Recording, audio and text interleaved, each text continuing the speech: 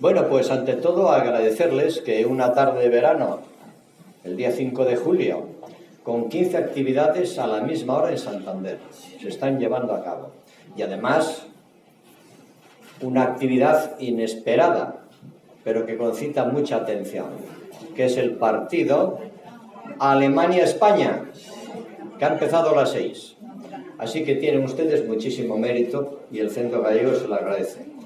Que vengan aquí a escuchar un tema muy interesante sobre un personaje que podríamos decir que ha sido el científico más nombrado en la historia de la ciencia, sobre todo en el siglo XX, que es Albert Einstein. Bueno, pues ante todo agradecer a nuestro queridísimo amigo Francisco González Redondo que una vez más esté con nosotros aquí en este centro. Ya es muy conocido de todos ustedes por las múltiples conferencias que nos ha dado aquí, sobre todo la figura de Leonardo Torres Quevedo. Hoy pues vamos a inaugurar una exposición muy importante que después comentará él, y la vamos a tener expuesta durante todo el mes de julio y todo el mes de septiembre. Bueno, el currículum de Francisco me llevaría muchísimo tiempo. Yo acabo de decirle, mira, yo tengo aquí ahora un currículum tuyo resumido de hace un par de años. Como todos los años el currículum se multiplica exponencialmente, pues ahora tendrá lo mismo, pero muchísimas cosas más. Simplemente los epígrafes. Licenciado en Ciencias Matemáticas por la Universidad de Cantabria, doctor en Filosofía por la Universidad Complutense de Madrid y doctor en Matemáticas por la Universidad Politécnica de Madrid. Profesor titular de Historia de la Ciencia en la Complutense. Secretario de la Sociedad Española de Historia de las Ciencias y de las Técnicas. Ha coordinado decenas de libros y numerosísimos artículos en revistas nacionales, internacionales, periódicos, etcétera, etcétera. Ha coordinado, como es también correcto, muchos congresos y simposios sobre el tema de la historia de la ciencia. Comisario de numerosísimas exposiciones, una de las cuales la van a ver ustedes hoy aquí. Ha recibido la medalla de la Universidad Complutense de Madrid en el 2009 y varios premios, concretamente por la Royal Institute de Navegación del Reino Unido, mejor conferencia en el Congreso Internacional de Historia de la Navegación en el 2016. Ha dictado, fíjense, a lo largo del 2016 dictó más de 60 conferencias. ¿Cuántas llevas ahora? 474. 474. Bueno, ¿para qué les voy a decir más?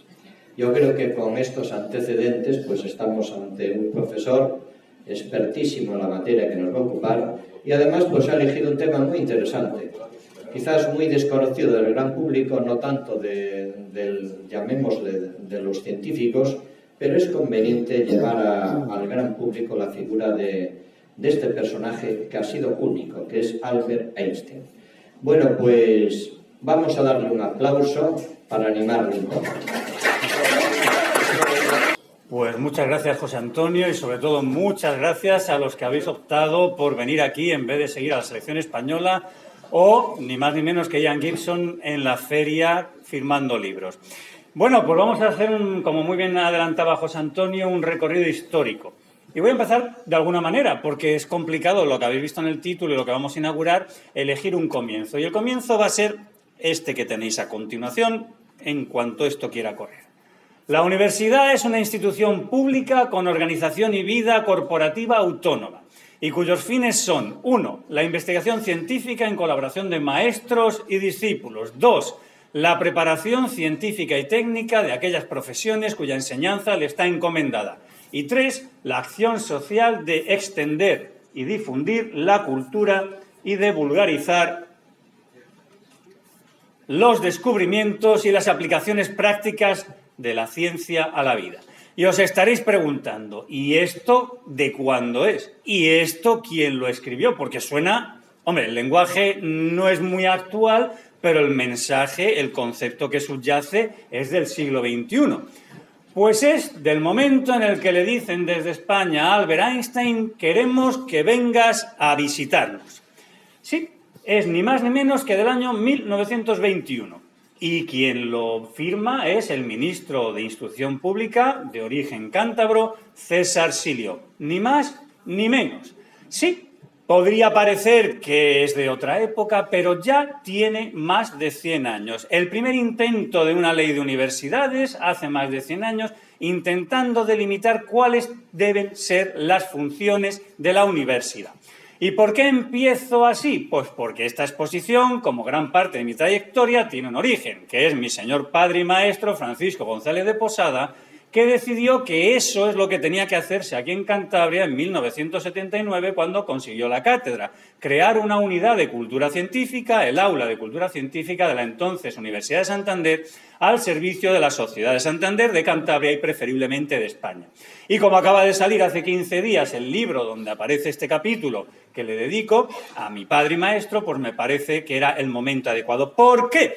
Pues porque estamos conmemorando también el centenario de una ley de universidades, ya sí, la primera, la LRU, que ¿qué hizo? ¿Inventar el Mediterráneo? No, copiar exactamente lo que 100 años antes, bueno, en el año 21, como se estaba diciendo, se decía que tenían que ser la universidad y las funciones de la universidad al servicio de la sociedad.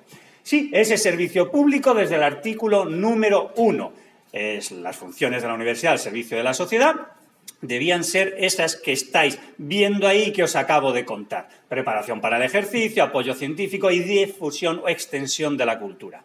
La ley de universidades ha ido evolucionando, pero ese primer artículo se entendía que era inamovible. Y cuando en el año 2001, Ley Orgánica de Universidades, pues se supone que se reforma la LRU, el primero apenas se toca. Porque es imprescindible el compromiso que con los impuestos de los españoles tenemos para con la sociedad los profesores. Los apartados son exactamente los mismos, cambian ligeramente la redacción, pero se mantiene. Las funciones. Claro que esto ha cambiado y en el 2023 se ha creado una nueva ley de universidades que se olvida, aunque el espíritu por dentro parecería que es el mismo, se olvidan de lo más importante. No existen las funciones de la universidad. Existen las funciones de la universidad al servicio de la sociedad. Bueno, en cualquier caso, aunque se olviden de algo tan importante como eso, en la redacción no les queda más remedio que decir que estamos obligados a llevar a la sociedad lo que es el fruto de nuestras investigaciones y compartirlo más allá de los muros universitarios. Bueno, pues este es el marco en el cual vamos a desarrollar esta conferencia presentando esta exposición. ¿Por qué? Pues porque el año pasado debía conmemorarse en España el centenario de la visita de Albert Einstein, que visitó Barcelona, visitó Madrid, visitó Zaragoza. Me constaba en ese momento que en Barcelona lo iban a hacer, y muy bien. Me constaba que en Zaragoza lo iban a hacer muy bien y me maliciaba que en Madrid no lo iba a hacer nadie. Entonces dije, pues esto es inaceptable, así que lo voy a hacer yo, sin presupuesto ni nada, y lo vamos a integrar dentro de las jornadas blascabrerianas, en ese momento las 29ª jornadas blascabrerianas que mi padre organizaba en Lanzarote, en Tenerife, a veces en Gran Canaria, a veces también en Fuerteventura o a veces en todas esas islas, pero que se hicieran también en Madrid. Así que intenté trascender lo que habíamos hecho en las Islas Canarias trayéndolo a Madrid. Y el bloque madrileño pues lo organicé desde mi facultad de Educación, con una primera exposición y con unas primeras conferencias, porque era inaceptable que ni la Universidad Complutense, ni la Politécnica, ni la Real Academia de Ciencias, ni ninguna de las reales sociedades o sociedades irreales fuesen a conmemorar ese hito, la visita de Albert Einstein a España. ¿Y cómo lo titulamos? Blas Cabrera y la ciencia española ante Albert Einstein y la relatividad. ¿Y por qué Blas Cabrera, el padre de la física española, rector de la Universidad Internacional de Verano de tiempos de la República? Pues tiene una explicación que vamos a ver. Esta exposición ya la he llevado a más sitios, porque desde la Universidad Complutense, pues gustó, y entonces pues la he llevado a la Universidad de Murcia, a la Universidad de Granada, a la Universidad de Salamanca, al CSIC y aquí también. Libros hay muchísimos y se pueden leer montones de bibliografía de libros variados de distintos autores, algunos pues de queridísimos amigos como Albino Arenas, que si no nos acompaña es porque estará en Madrid, porque si no estaría con nosotros, pero no ese es el enfoque. El enfoque es el que podéis ver digitalizado, porque la visita a las exposiciones intento que se virtualicen para que todos las podáis disfrutar a distancia, desde la web de la Universidad Complutense de Madrid, todos los contenidos de la exposición y mucho más. Pero la idea es esta. y es que a veces una imagen dice mucho más que muchas palabras, porque esa es una foto extraoficial. La foto oficial es esta otra, que todos habéis visto 1000 veces porque se ha reproducido montones de veces. Bueno, la que estáis viendo es la que tengo yo en casa y se ve por la que está agrietada, porque me la cedió las nietas, me la cedieron las nietas de uno de los catedráticos que están ahí. Pero es que uno de esos catedráticos era fotógrafo y con su cámara de fotos amateur se la dejó a un ayudante que estaba allí, en la Universidad Central de Madrid, para que hiciera esta foto no amateur, en, como veis, Escorzo, desde un lateral. Pero mirando una y mirando otra, estamos viendo ya por qué he elegido el título que he elegido. ¿Quién es el importante en esas dos imágenes, que es la misma escena desde dos puntos distintos? El que está en el centro, que se llama Albert Einstein, el que está, visto por nosotros, a la izquierda, a la derecha de Einstein, que es el rector de la Universidad Central, el que está a su izquierda, que para nosotros es la derecha, que es el decano. ¿Qué os está diciendo esa imagen? Que hay una persona adelantada más de 50 centímetros a todos ellos.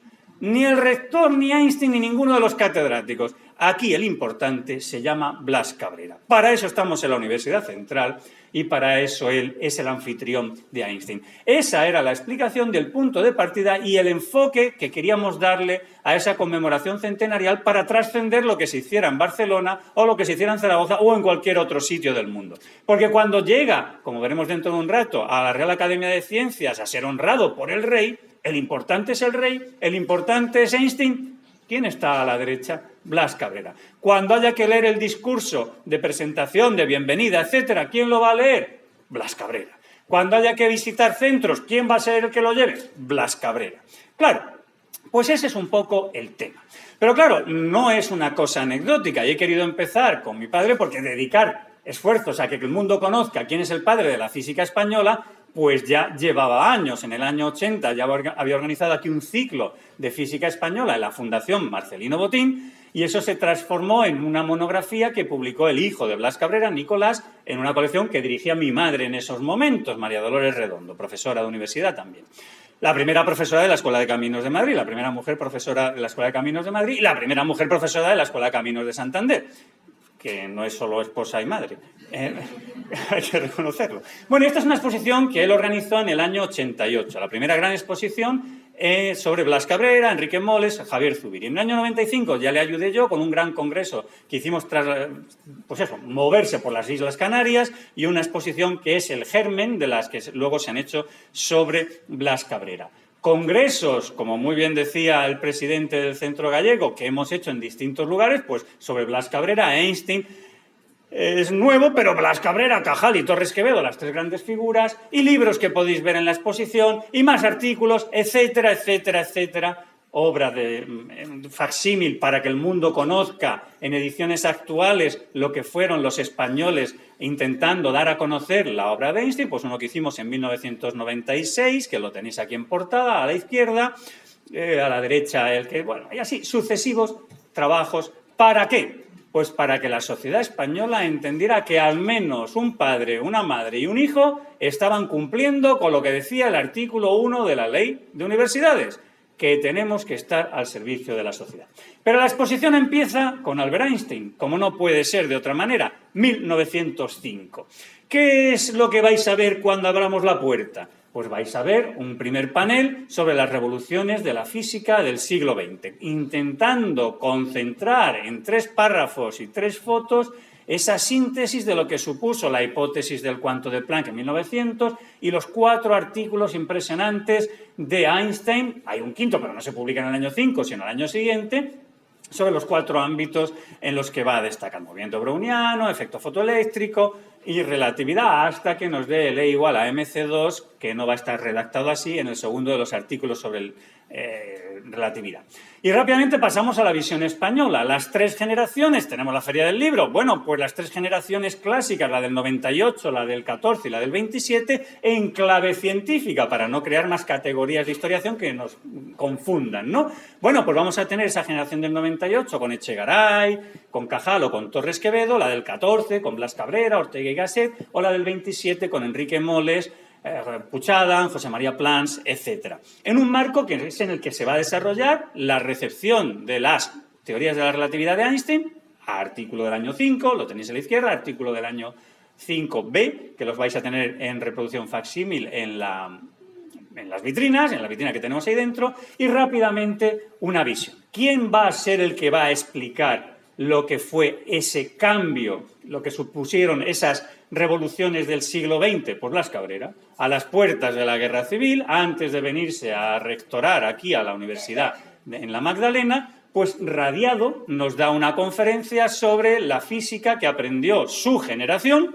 y la que 30 años después podían enseñar ellos a sus discípulos. Ahí lo tenéis, el 21 de enero del año 36, Blas Cabrera. Bueno, eso es lo que de alguna manera hemos intentado documentar en distintos momentos. ¿Qué física era la que Blas Cabrera y estos protagonistas de las generaciones del 98, 14 y 27 pudieron conocer? Y para eso lo mejor es saber qué expedientes académicos tenían, ¿no? Qué calificaciones tenían en las asignaturas que estudiaban. Pues básicamente lo que le correspondió estudiar a Blas Cabrera fue un bachillerato actual ampliado. Esa era la física del siglo XIX, la que estudió Blas Cabrera, la generación de Blas Cabrera. Física general 1, física general 2, etc. Hasta que, generación del 98. ¿Por qué el 98? Porque tenemos la enorme suerte de que Estados Unidos nos derrota y nos hace perder lo que quedaba del imperio. Hemos tocado fondo. Ya solo toca surgir de nuestras cenizas. Más abajo no podemos caer. Y va a ser una derrota que le toca administrar a los liberales, firmar las capitulaciones y, por supuesto, cae el gobierno, llegan los conservadores, pero daba igual. Todo el mundo tenía claro que si habíamos perdido la guerra es porque éramos el país de la poesía, la literatura, que está muy bien, pero que si no se complementa con la ciencia aplicada y la ingeniería, pues nos lleva a lo que nos llevó, a siglos de decadencia.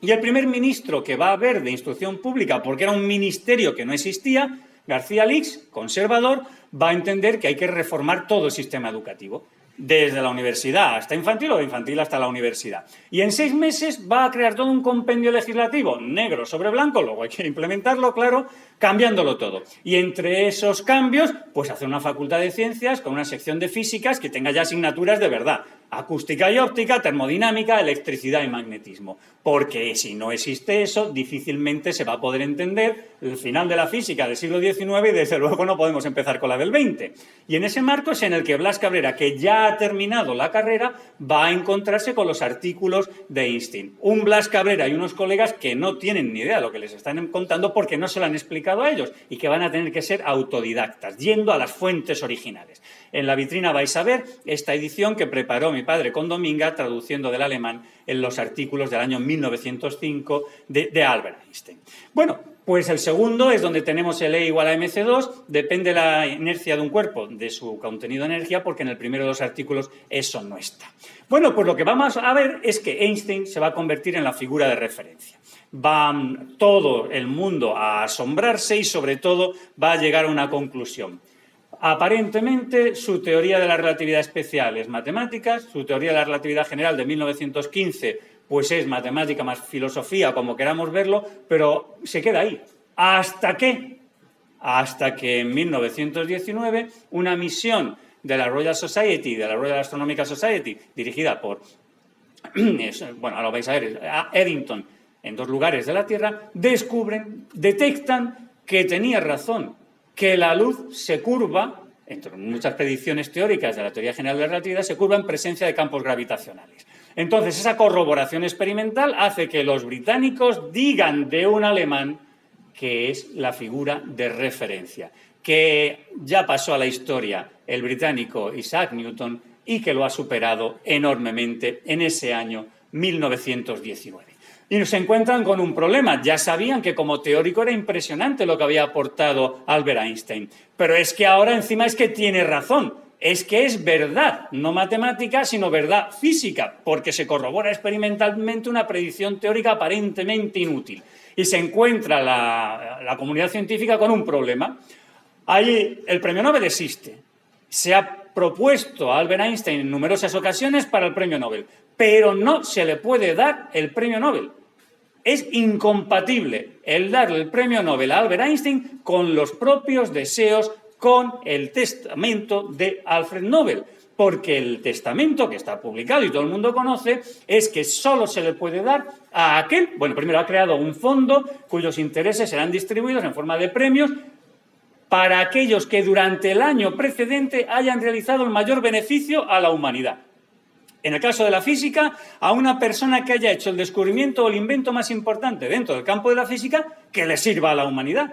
Y claro, lo que ha escrito Einstein a la humanidad no le sirve para nada, de momento. Es maravilloso, teóricamente, perfecto, matemáticamente y filosóficamente.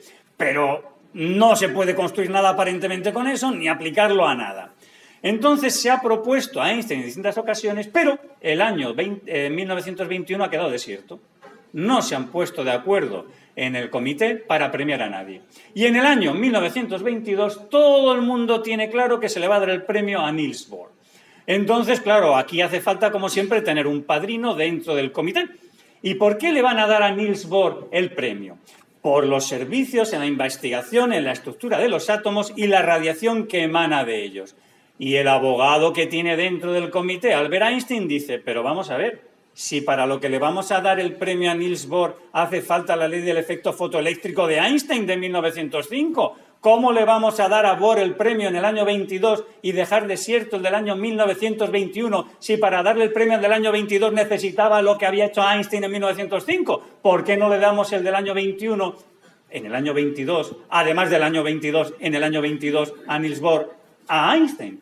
Claro, el argumento era irrebatible. Así que, efectivamente, se consiguió violentar la voluntad de Alfred Nobel y se hizo constar así, así lo podéis seguir leyendo hoy en día en la página web del Comité Nobel. Se lo vamos a dar por sus servicios a la física teórica. ¿Pero cómo que a la física teórica? Si esto no era para premiar a físicos teóricos, era para premiar a alguien que hubiese hecho un invento útil para la humanidad. Bueno, pues a partir de ahí, ya, porque era Einstein, porque era quien era y se había demostrado que era la mente más impresionante de toda la historia, ni Arquímedes ni Newton, sino Einstein, pues se le dio ese premio en el año 22, pero era del año 21, porque el del año 22 era Niels Bohr. Bueno, en la exposición virtual, porque aquí hemos traído lo que hemos podido traer, pues podríais ver los trabajos originales de Albert Einstein que hemos exhibido en todas estas universidades y que yo conservo, un trabajo en inglés, un trabajo en alemán y un trabajo en francés, 2 de relatividad y 1 de cuántica. Y sobre todo veríais pues todos los físicos de su momento, incluso los que le han precedido, incluso en temas de relatividad como Lorentz, que sucumben. Todos, decenas y decenas de trabajos citando a Albert Einstein. Se ha convertido en la figura de referencia y escriban de lo que escriban, Fermi o cualquiera de los otros premios Nobel, antes o después necesitan citar a Albert Einstein. Bien, pues ese sería el primer bloque. ¿Quién es Albert Einstein y qué ha hecho Albert Einstein? El segundo es Blas Cabrera. ¿Y por qué Blas Cabrera? Bueno, como os estaba diciendo, generación del 14, desde la perspectiva científica es Blas Cabrera, desde la perspectiva filosófica pues es Ortega y Gasset. Pero esas son las referencias y lo veréis en los paneles en la foto que hay abajo a la derecha. Es Revista de Occidente. El año pasado conmemoramos también el centenario del comienzo de la publicación de la Revista de Occidente. ¿Y qué hace Ortega? ¿Solo invita a personas de humanidades? No. Cuando veáis la foto veréis que el que está en el centro es Blas Cabrera, que es el que aporta cultura científica, filosofía de la ciencia, en números sucesivos de la Revista de Occidente. Pero a continuación veis otro panel, y ahí ya empieza en serio, la presencia en cursivas, o entre comillas, de Einstein en España en 1908. ¿Y eso qué es? Pues es algo que no estaba historiado, aunque estaba publicado, y que yo lo he hecho público por primera vez. Y es que el primero que habla sobre Albert Einstein en España es Blas Cabrera. El 26 de octubre de 1908, conmemoración en Zaragoza del centenario de los sitios, primer congreso de la Asociación Española para el Progreso de las Ciencias, la florinata de la ciencia española, Segismundo Moret de presidente, Chegaray, bueno, todas caras de todos ellos, y Blas Cabrera, el primero que habla sobre Einstein. Normalmente, Glick y todos los que han estudiado esto, pues dicen que el primero que habló sobre Einstein fue un catalán, Esteban Terradas. Bueno, cuando es historia con determinados sesgos, pues sociológicos, políticos, territoriales, pues pasan esas cosas. Pero si te miras los papeles, pues sale que no, porque esto fue el 26 de octubre. Y aquí lo vemos, ¿no? Él nos lo cuenta perfectamente en su artículo, en su conferencia que luego se publica, Blas Cabrera, ¿no? Nos habla de los experimentos de Fizeau, de Michelson, de Morley, los problemas que tiene la mecánica clásica y que había que poner orden. Tal objeto fue primero logrado por Lorentz y confirmado más tarde por Poincaré y Einstein. Blas Cabrera es honesto y nos va a reconocer que no se ha leído todavía en alemán a Einstein, sino que lo que se ha leído es un catedrático de física de la Universidad de Oxford, que es Cunningham. Y lo dice claramente, estoy parafraseando a Cunningham. Eso es honestidad científica, no hay ningún problema, está perfecto, ¿no? Y vuelve a citarlo correctamente, las ecuaciones de transformación que han sido obtenidas por Lorentz y Einstein. Y luego, pues dice, y ya mañana os hablará Esteban Terradas de temas próximos. Bueno, pues cuando leáis los libros de Glick, que están en PDF gratuitos para descargaros, veréis que dicen que el que habló en primer lugar sobre Einstein fue Esteban Terradas. Bueno, claro, cuando has sido becario, allí en Cataluña, has trabajado en Cataluña, pues tienes cierta querencia, pero la historia es la que es. Y la historia es la que es porque la conferencia de Esteban Terradas fue al día siguiente, el día 27, que va después del 26. Entonces, está claro que el que primero habló pues fue Blas Cabrera, como tenéis reproducido en los paneles. Y además, con una novedad que tampoco se suele destacar, y es que, así como Blas Cabrera lo ha citado perfectamente, Albert Einstein, Cunningham, Lorentz, en fin, los que sean, el señor Terradas tampoco se había leído los originales de Einstein, porque lo llama Eisenstein.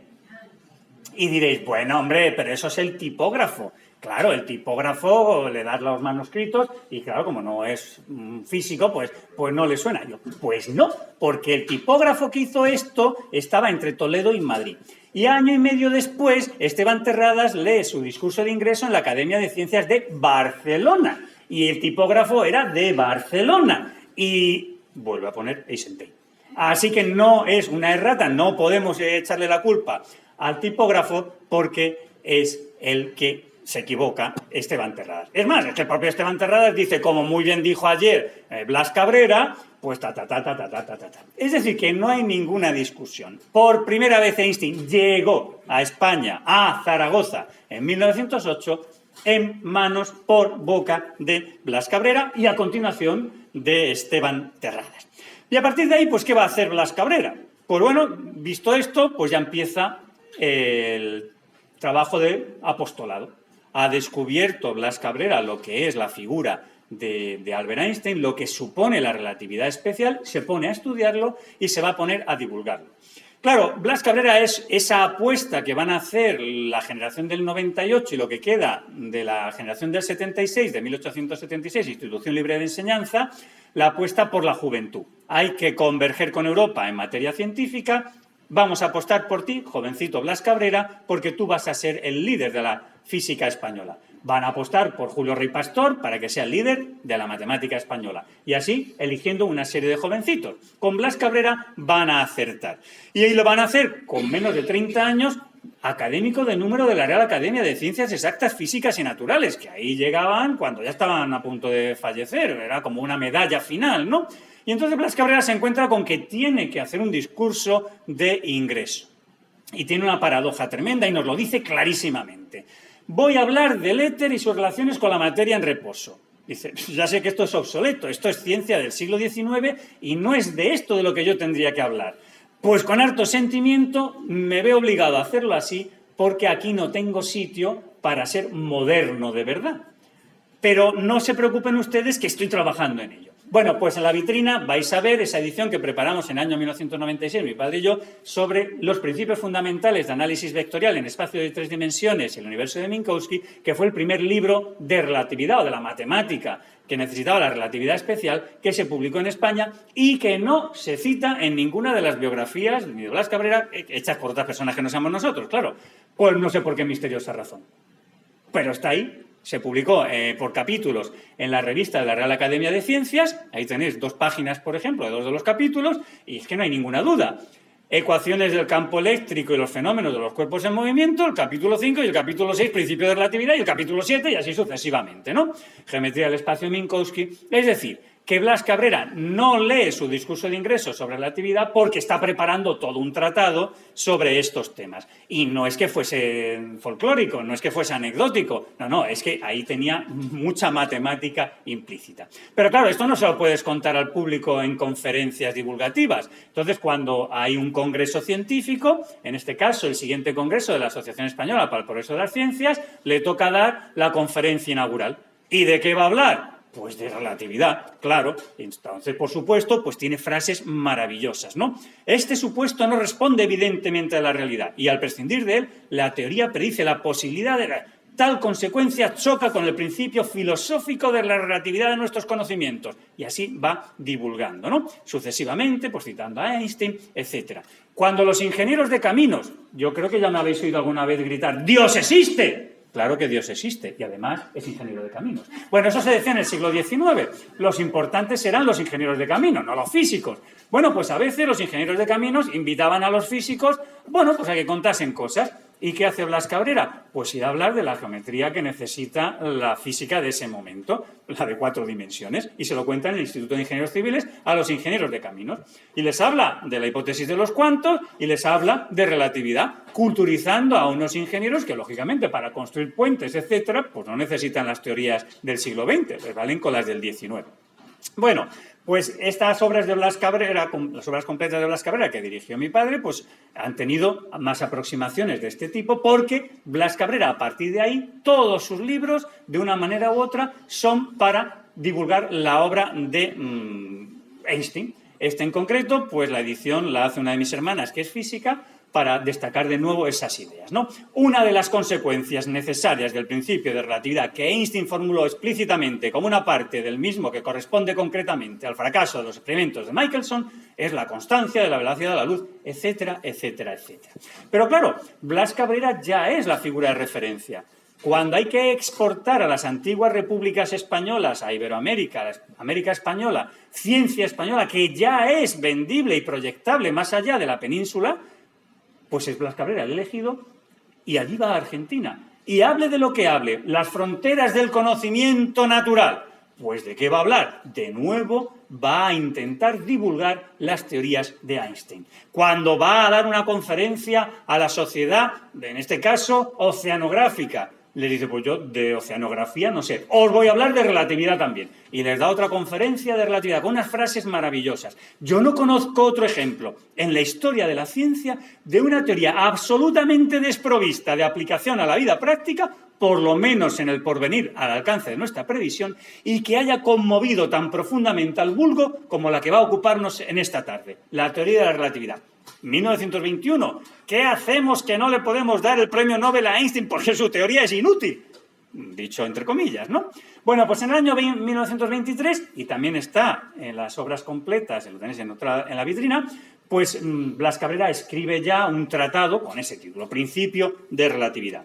Vamos a ver el discurso de ingreso y vamos a ver cómo Blas Cabrera incluso pues divulga la obra de Einstein fuera de lo que sería la teoría de la relatividad, porque Einstein se dedica a montones de cosas. Y claro, no puedo deciros que es la figura de referencia de la revista de Occidente sin poneros unos cuantos ejemplos. Por ejemplo, la imagen actual del universo según la relatividad. O revista de Occidente, cómo ve el mundo la física actual. Claro, es que si leéis la enciclopedia Espasa, la que habéis visto con decenas y decenas de volúmenes, y leéis la voz Filosofía de la Ciencia, pues cuando leáis qué es la filosofía de la ciencia en el primer tercio del siglo XX, va a dejar bien claro que eso solo existe con un físico que sea capaz de contar las revoluciones de la física del siglo XX. Eso es lo que va a decir la enciclopedia Espasa, dirigida por Esteban Terradas. La parte de física la dirige Esteban Terradas. Bueno, pues uno de los muchos libros que es prólogo, como quería adelantaros, de esta exposición es el que escribió mi padre en 1995 en esa colección que dirigía yo en esos años 90, Blas Cabrera ante Einstein y la relatividad. Y la exposición pues se amplía, porque lo he llevado mucho más allá, ¿no? La ciencia española, además de Blas Cabrera, ante Einstein y la relatividad. Pero, claro, estamos conmemorando el centenario ¿de qué? de la visita de Albert Einstein a España. Y los paneles que vais a ver, pues van a contarnos esta historia. Si se demuestra que Einstein tenía razón, España quiere tener a Einstein en España. Y entonces, desde la Junta para Ampliación de Estudios y desde el Instituto de Estudios Catalans, que depende de la Diputación de Barcelona, pues se van a mandar a través de Julio Rey Pastor, que está becado en Alemania con becas de la Junta para Ampliación de Estudios, una invitación para que Einstein nos visite en 1920-21. En ese momento no es premio Nobel todavía y no le interesa, no quiere hacerlo. Pero bueno, ahí tenemos a los invitadores.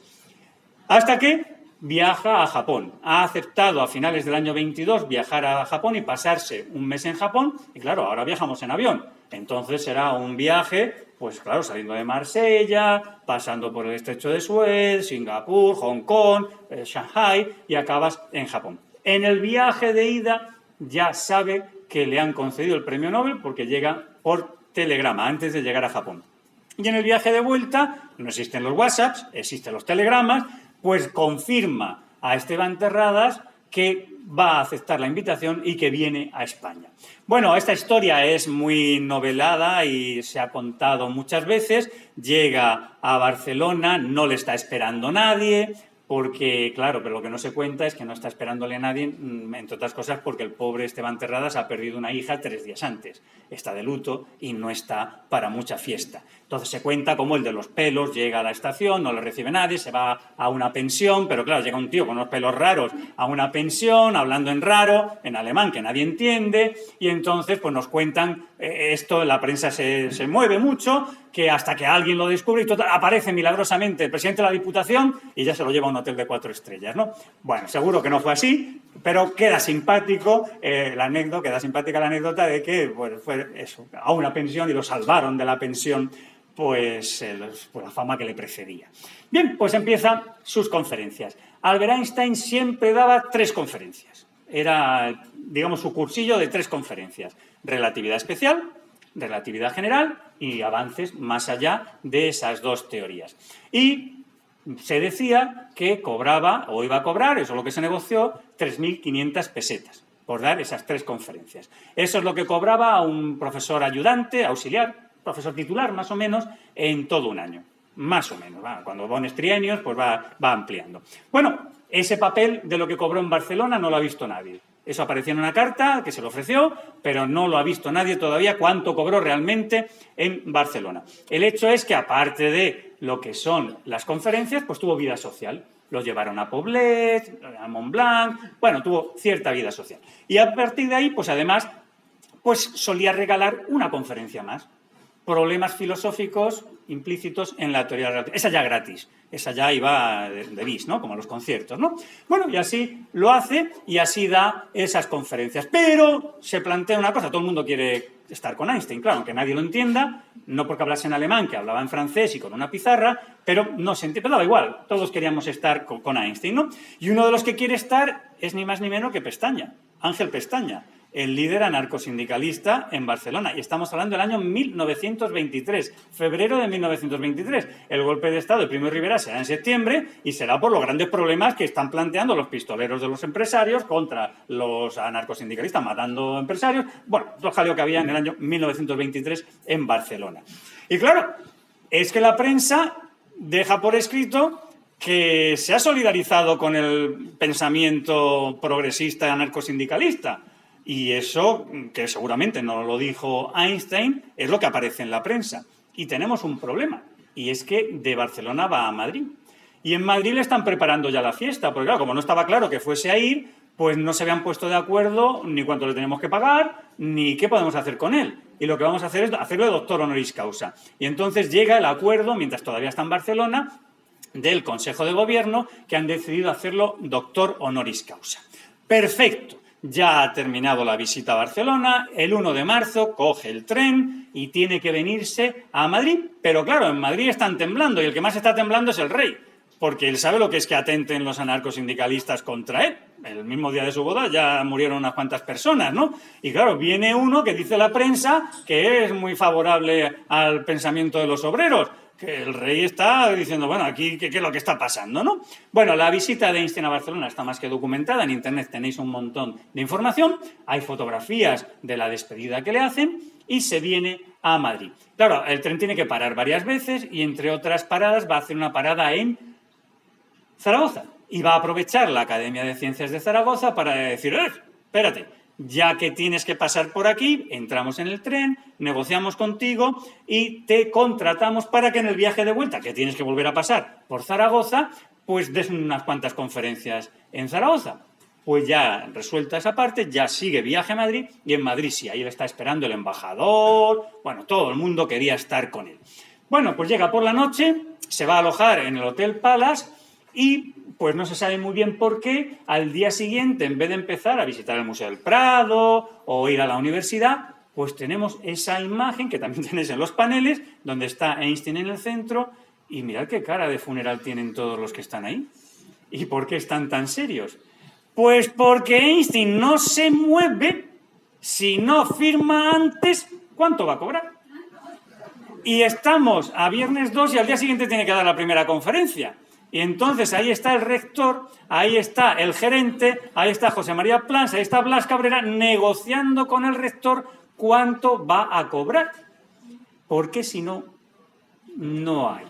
Bueno, pues adelanto que vais a ver en la exposición, firmado por Einstein, el documento de lo que cobró por esas 3 conferencias. Lo vais a ver ahora también en la proyección, 4.022,95 pesetas. Y diréis, ¿y eso cuánto es? Pues el sueldo ya de un profesor titular de verdad, de todo un año.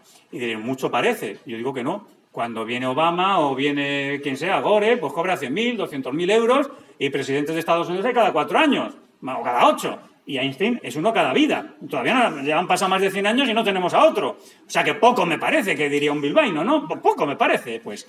Bueno, pues ya negociado cuánto va a cobrar, empiezan ya las visitas. Y esa misma tarde, pues lo primero que hace es visitar el Laboratorio de Investigaciones Físicas que dirige ¿quién? Pues su anfitrión, Blas Cabrera. Pero os habéis quedado con las ganas de ver el documento, porque estáis pensando, a ver, que no me aguanto yo entrar ahí. Pues aquí lo tenéis. Aquí lo tenéis con la firma de Einstein. Vamos a trocearlo porque está pequeñito, yo lo amplío, no os preocupéis, no forcéis la vista, no os sufráis. Ahí lo tenéis, remuneración por las conferencias pronunciadas en la Facultad de Ciencias en los días comprendidos del 3 al 7 del actual, del 3 al 7 del actual, son 3, 5 y 7 las 3 conferencias, por acuerdo del ilustrísimo señor decano de la referida facultad y el excelentísimo señor rector acerca del tema relatividad. Yo no sé si hay algún gerente de algún centro público en esta sala, pero si se imagina esa persona lo que es sacar de un día para el siguiente en cash, en metálico, el sueldo de todo un profesor de todo un año y que no te cesen, no te metan en un proceso por, yo qué sé, malversación, pues ese fue el problema. Ahí estaban todos de acuerdo, ahí estaban todos, llamémosle pringados, y estaban todos de acuerdo que Einstein tenía que cobrar.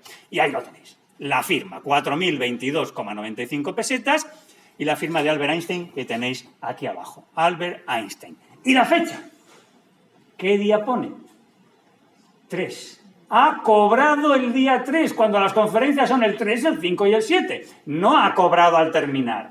Le han dado el sobre o el talón bancario, lo que sea, antes de empezar. Esto es lo que hacemos los historiadores de la ciencia, mirar las cosas con ojos distintos, ¿no? Bueno, pues empiezan las conferencias y da la primera, nadie entiende nada, por supuesto, pero las colas pues llenaban el paraninfo de la facultad y lo que hiciera falta. Lo podían entender Blas Cabrera, José María Plans, 2 o 3 que ahora veremos. Bueno, allí se trabajaba en esa época hasta los domingos. Y en la Academia de Ciencias, pues la recepción se hace el domingo 4 de marzo. Y ya, sí, la primera conferencia había sido el 3 y la segunda es el 5. ¿Y qué pasó allí? Bueno, pues lo que pasó es que el mundo se revolucionó. Ahora tenemos influencers, que madre mía. Pues el influencer de esa época era Albert Einstein. Y toda la prensa se volvió loco, todos los periodistas se volvieron locos.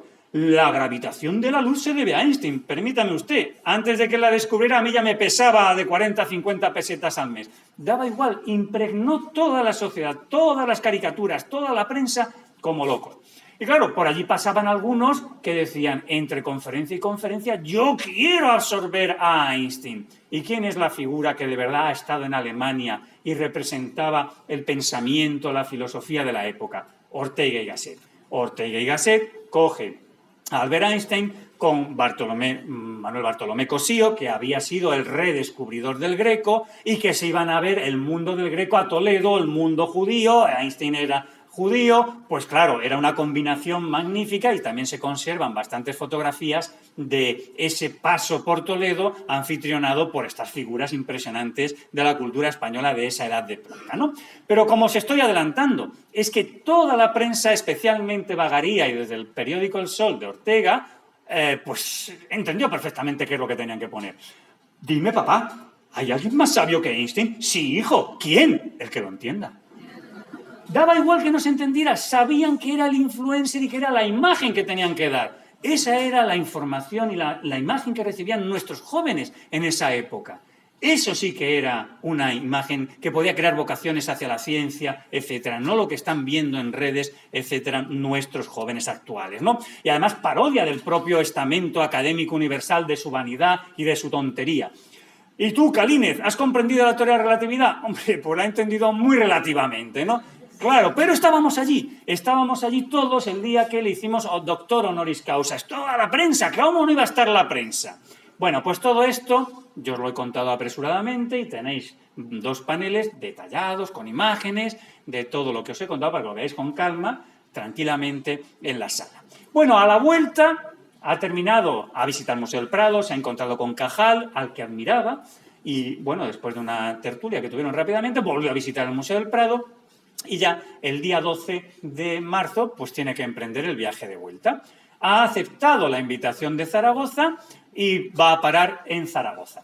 Cuando se hizo una exposición en la Residencia de Estudiantes de Madrid en 2005 para conmemorar el centenario de los artículos de Einstein, en el catálogo no pudieron poner ni una sola foto del paso de Einstein por Zaragoza. Entonces ponían además, no existe ni una sola foto de Einstein en Zaragoza. ¿Y qué hace un español de verdad cuando lee eso? ¡Aguántame el cubata! Así que me puse a buscar esas fotos que decían que no existían. Y como me había tocado hacer la biografía para el diccionario de la Real Academia de la Historia de un matemático, Pedro Pineda, que era el secretario de la Academia de Ciencias y de la Facultad de Ciencias de Zaragoza, en ese momento, pues para hacer una biografía necesitas hablar con la familia. Pues poquito a poco, porque las familias a veces son complicadas, muchos té, muchos cafés, una mesa, ya, me dejaron ver su archivo. Y apareció, como no podía ser de otra manera, una foto, la única que existía de Einstein con Pedro Pineda, que es el que está delante, que yo creo que pasaba por allí, porque con el que está hablando es con Jerónimo Vecino, que era el anfitrión de verdad, el catedrático de Física General. Y claro, cuando te pones en serio, un español hace de español y no descubre una, descubre 2. Y entonces apareció ni más ni menos que la fotografía que había hecho el cónsul de Alemania en Zaragoza, que era fotógrafo, Hans Freudenthal, que invitó a Einstein y a su mujer a su casa y que allí hizo esa foto, que qué casualidad, es la que aparece como oficial, por ejemplo, en la Academia Nobel. En la página web de Nobel, esa es la que se va a generalizar, es decir, que Einstein se va a llevar un montón de fotos y es la que se hace en Zaragoza, la que se va a convertir en el retrato oficial general, el que todos vemos en Internet de Albert Einstein. Porque luego eso se va a componer, pero años después, cuando fallece Jerónimo Vecino, iban a recomponer con Photoshop de la época la foto de Jerónimo Vecino y la de Einstein en una revista. La foto en sí no se conservan ejemplares de esa revista y, como veis, pues tiene poca calidad. Y en otra revista, también años después, se publicó una de las cosas que hizo Einstein en Zaragoza, aparte de dar 2 conferencias, que es pasar por el laboratorio de Antonio de Gregorio Rocasolano, un bioquímico, el más importante de Zaragoza, que le invitó. Y allí pasó, y alguien hizo esa foto y luego se publicó en una revista. La foto en sí tampoco existe, lo que existe es ejemplares de esa revista donde aparece Einstein en el laboratorio de Rocasolano. La prensa aragonesa sí publicó noticias de las conferencias y apareció una foto de Einstein que está ahí cortada, esos son los pelos de Einstein, pero no del paso de Einstein por Zaragoza. Bueno, dirán algunos de los aquí presentes, sobre todo si han pasado por Bilbao, por el Hotel Ercilla, el gran Hotel Ercilla de 5 estrellas, Paco, no terminarás la visita de Einstein sin contarnos qué pasó por Bilbao. Porque en el Hotel Ercilla hay una vitrina, o había por lo menos, diciendo que pasó por Bilbao. Pues no pasó por Bilbao. Se pongan como se pongan, no pasó por Bilbao. Y el propio bilbaínos, en periódicos bilbaínos, ya lo han tenido que reconocer, que es una fantasmada, una bilbainada. No había centros universitarios allí, la prensa sí publicó, va a pasar, va a pasar, va a pasar, ya, pero si nadie lo busca, nadie lo plantea, nadie se preocupa en organizar, pues va a pasar, pues no pasó. Así que la visita terminó con el paso por Zaragoza. Bien, pues entonces esto, digamos, permite tener el marco para estudiar ahora y el conjunto de los españoles. ¿Qué? Y esa es la parte, pues que también aparece en la exposición. Cómo los científicos españoles se enfrentaron, desarrollaron, etcétera, el encuentro con Einstein y con sus teorías de la relatividad especial general, los ámbitos cuánticos, etcétera. Y tenéis paneles también dedicados a ello. Claro, este mundo empezaría, claro, con la primera vez que alguien que no fuese Blas Cabrera, pues estudió y comentó cosas sobre la obra de Einstein. Ya hemos visto que no habla de Einstein, sino de Eisenstein. Bueno, no pasa nada. ¿Qué le vamos a hacer? Habéis visto fotos del último curso de la Universidad Internacional de Verano de Santander en agosto del año 36 y la foto típica es el rector Blas Cabrera, Auguste Piccard y Emilio Herrera, entonces coronel Herrera. Bueno, pues el coronel Herrera, como casi todos los ingenieros militares, era un hombre de una cultura impresionante y de un saber científico muy importante. Pues ya en el año 18, él ya estaba, 16, 17 y 18, escribiendo sobre otras geometrías y escribiendo sobre teoría de la relatividad. Entonces hay que pues traerlo aquí. Uno de los primeros que acompañan en esa tarea de dar a conocer la figura y la obra de Albert Einstein va a ser el coronel Emilio Herrera. Va a acabar siendo presidente del gobierno de la República en el exilio. Aunque es monárquico, ha jurado fidelidad al rey, pues el rey Alfonso XIII, cuando se va de España en el año 31, le da permiso para acatar la legalidad republicana en abril del año 31. Y como es un hombre de principios, sí, yo soy monárquico, pero el rey me da permiso, juro fidelidad a la República, pues va a acabar un monárquico y católico en el exilio siendo presidente del gobierno de la República en el exilio. Pero el mundo entero de los 4 o 5 españoles que saben y que entienden relatividad, sea en Barcelona, Esteban Terradas, sea Blas Cabrera en Madrid o Jerónimo Vecino en Zaragoza, pues escriben e intentan dar a conocer la obra de Einstein a sus alumnos, que por mucho programa que veis aquí completito debería tener 4 o 5 alumnos, pero también podéis ver digitalizada en la visita virtual este programa, donde Jerónimo Vecino nos demuestra que en una universidad, en principio, que no es la de Madrid, que es la única en la que se pueden hacer tesis doctorales, ni siquiera en Barcelona se pueden hacer tesis doctorales hasta los años 50, pues conoce la obra de Einstein y la quiere dar a conocer. Pero sobre todo desde Zaragoza se va a producir en esos años 20 una novedad. Blas Cabrera se va a poder dedicar a lo que le gusta, la filosofía de la física, porque la matemática implícita en la teoría de la relatividad general, que necesita mucha geometría diferencial y demás, que quizá le excede, ya va a tener su propio apóstol, un matemático, José María Plans, que va a sacar la cátedra en el doctorado de Mecánica Celeste en la Universidad Central y que hace que ya no sea Blas Cabrera el único, sino que vaya a haber dos apóstoles de la relatividad en Madrid. Blas Cabrera para los ámbitos más filosóficos y físicos y José María Plans para los ámbitos más matemáticos. Tenéis 2 paneles ahí dedicados a estos temas. Y esto es importante porque este José María Plans pues va a hacer algo que no consiguió hacer nunca Blas Cabrera en el ámbito de la física teórica, que es crear discípulos. Y esto es muy importante, porque Blas Cabrera va a crear discípulos en física experimental, en el Laboratorio de Investigaciones Físicas, pero no en física teórica. Y José María Plans, sin embargo, traduciendo y regalándonos ediciones de libros de Einstein, va a animar a jovencitos a hacer tesis doctorales en relatividad. De los que empiezan a los que terminan, ya sabéis, sigue pasando en el siglo XXI, pues se caen por el camino unos cuantos. Pero Pedro Puigdemont, que va a ser el padre de la didáctica moderna de la matemática en España, va a completar su tesis doctoral, resolución de algunos problemas elementales en mecánica relativista restringida, en el laboratorio de seminario matemático de la Junta para Ampliación de Estudios. Es decir, que se va a crear una pequeña escuela de relatividad en el entorno de José María Plans. Pero van a ser, desde todas las perspectivas, distintos científicos los que entren en este mundo. Los jesuitas del ICAI, por ejemplo, el padre Pérez del Pulgar, pues con discípulos suyos también, como Burgaleta, observaciones sobre la mecánica de Einstein. ¿Hay un discurso de ingreso en la Universidad de Granada? Pues el catedrático se esfuerza por estudiar la obra de Einstein y en un discurso que tendría que ser, pues eso, más protocolario, nos regala también sus consideraciones que luego se convierten en un libro.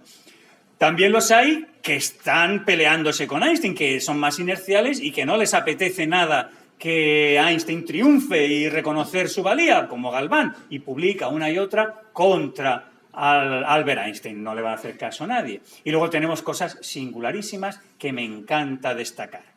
El marido de María Moliner también va a escribir sobre relatividad. ¿Habéis oído lo que he dicho? El marido de María Moliner, porque don Ramón Ferrando va a ser el marido de María Moliner. Nadie sabe que María Moliner sea la esposa de Ramón Ferrando, que no suena a ninguno. Hecho singular en la historia cultural española. Bueno, pues Ramón Ferrando, que es todo un catedrático de física en principio, mirad quién es, no existe si no es como el marido de María Moliner. Bueno, pues en este libro, Ferrando, pues va también a escribir. Es decir, la ciencia española, ya estamos después de la guerra, va a seguir difundiendo, intentando integrar en los planes de estudio la obra de Einstein de antes de la Guerra Civil, hasta 1955. En 1955 fallece Albert Einstein y la revista Physicalia le dedica un número monográfico. Se va a hablar, por ejemplo, de Einstein y la teoría de la radiación, pero va a entrar en escena otro físico. La figura de referencia para todos los físicos de la segunda mitad del siglo XX. Si la primera mitad había sido Blas Cabrera, la segunda mitad va a ser Julio Palacios. Julio Palacios, que en uno de los discursos que da en la Academia de Ciencias en el año 32, va a dejar las cosas clarísimas. Dos grandes teorías ocupan actualmente la mente de los mayores ingenios que al cultivo de la física se dedican. Una, la teoría de la relatividad, que ha tenido en España eximios comentaristas, algunos de los cuales, como los señores Cabrera y Plans, pertenecen dignamente a esta Academia de Ciencias. Yo me propongo, señores académicos, deciros algo acerca de la novísima teoría de los cuantos, fijándome en especial en una de sus consecuencias, el principio de indeterminación, etc. Lo tiene claro en 1932 Julio Palacios, ¿verdad que sí? Lo que os acabo de leer, allí contado.